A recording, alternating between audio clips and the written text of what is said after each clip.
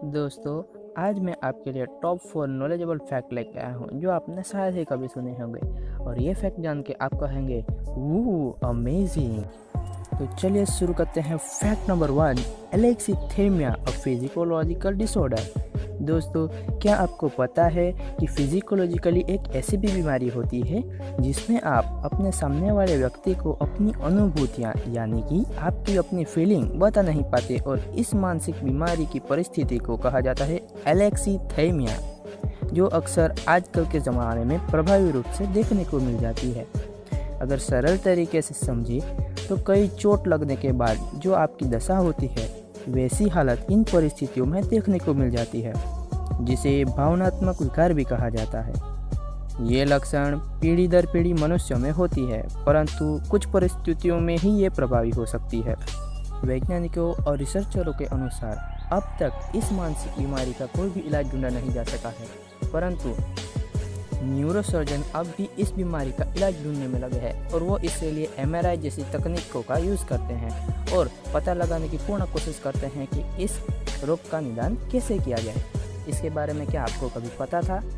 है ना ये एकदम नया वाला फैक्ट? अगर हाँ तो वीडियो को मेक श्योर लाइक करना ना भूलें। फैक्ट नंबर 2, विंडमिल यानी कि पवन चक्की, जिसका उपयोग भारत और दुनिया भर में हो रहा है, जो बिजली का वैकल्पिक स्रोत के तरीके से काम में आती हैं। आप सबके जहन में एक सवाल तो आ ही रहा होगा कि पवन चक्कियों का आविष्कारक कौन है? तो उनका नाम है विलियम कावाक्वाम्बा, जो अफ्रीका में रहते थे। विलियम आविष्कारक के साथ साथ एक लेखक भी थे। विलियम का जन्म 5 अगस्त सन 1987 में कासुंग के मलावी में हुआ था। विलियम ने अपनी शिक्षा 2014 में डार्टमाउथ कॉलेज अफ्रीका से प्राप्त की थी। विंडमिल का सामान्य मतलब हवादार मशीन होता है जिससे बिजली पैदा होती है। पहले के समय में ऐसे विंडमिल का उपयोग कुएं से पानी निकालने के लिए किया जाता था। जब 2001 में उन्होंने कासुंग से 32 किलोमीटर दूर पूर्व में विम्बे नामक जगह पर विंडमिल से टरबाइन लगाकर अपने घर में बिजली के उपकरणों को चलाया, तब वे बहुत प्रसिद्धि प्राप्त कर चुके थे। विंडमिल के इस टरबाइन की बनावट में उन्होंने नीले गोंद के पेड़, साइकिल के पुर्जे और स्क्रैपयार्ड में पड़े एकत्रित सामग्री का उपयोग किया था। तो है ना ये इतिहास के बेहतरीन नमूने का बेहतरीन fact. Fact number 3, world's biggest cargo ship यानी कि मालवाहक जहाज, जिससे बड़ी मात्रा में सामान आयात और निर्यात किया जाता है। बीते साल 29 अप्रैल 2020 को दुनिया का सबसे बड़ा मालवाहक जहाज HMM अल्गेराइसर चीन के पूर्वी प्रांत शेनडोंग में क्विंगदाओ बंदरगाह से निकल चुका है। इस कार्गो शिप की ऊंचाई तकरीबन 70 मीटर है, जिसकी लंबाई 399.9 मीटर है और चौड़ाई 61.03 मीटर है। यह शिप के डेक का पूरा एरिया फुटबॉल के 3 मैदान से भी बड़ा है।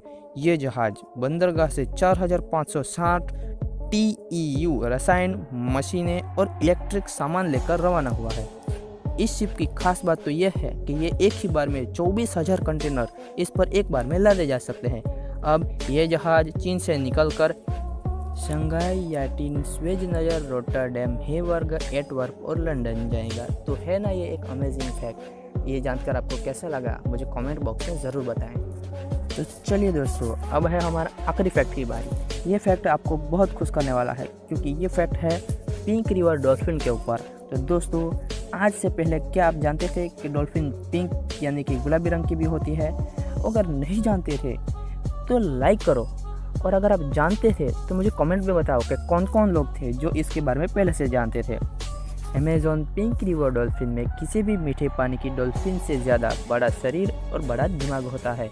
ये डॉल्फिन मीठे पानी की 5 प्रजातियों में से सबसे बड़ी और होशियार मानी जाती है, जो 9 फीट लंबी और 400 पाउंड यानी कि 181 किलोग्राम वजनी भी हो सकती है, जो तकरीबन 30 सालों तक जीवित रह सकती है।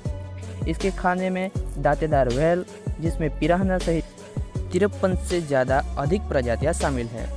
उनका असामान्य बड़ा दिमाग उन्हें मनुष्य से 40% अधिक क्षमतावान बनाता है, जबकि वे शर्मीले प्राणी के रूप में माने जाते हैं। वे लोगों के प्रति आकर्षित होते हैं और स्थानिक बच्चों के साथ उत्सुकता से खेलते हैं। अमेज़न की इस पिंक डॉल्फिन को पिंक रिवर डॉल्फिन और बोटो के नाम से भी जाना जाता है, जो सिर्फ फ्रेश वाटर में ही रहना पसंद करती है। ये बात जानकर आपको हैरानी होगी कि डॉल्फिन जन्म से ही पिंक नहीं होती, बल्कि वो तो अपना रंग बदलती है। वास्तव में डॉल्फिन भूरे रंग की पैदा होती है, जो अपनी बदलती उम्र के साथ गुलाबी होती है। नर डॉल्फिन मादा डॉल्फिन से ज़्यादा आश्चर्य रूप से गुलाबी होते हैं। अंतिम रंग स्वरूप में उनका व्यवहार, केशिका, आहार और सूर्य प्रकाश के संपर्क में आने से भी उनका रंग प्रभावी हो सकता है। ये पिंक रिवर डॉल्फिन पूरे अमेज़न और ओरिनोकी नदी के घाटियों में समान स्थानों में पाई जाती है। ये गुलाबी नदी डॉल्फिन समंदर की डॉल्फिन से बेहद अलग होती है और देखने में भी अलग होती हैं। साथ ही इनका छलांग लगाने का अंदाज भी समंदर की डॉल्फिन से अलग होता है। वास्तव में गुलाबी नदी डॉल्फिन एक लुप्तप्राय मीठे पानी की 2 प्रजातियों में से एक प्रजाति माना जाता है। मज़ेदार तथ्य की बात यह है कि जब डॉल्फिन उत्तेजित हो जाती है तो वे मनुष्य के समान एक चमकीले गुलाबी रंग को भी बना सकती है।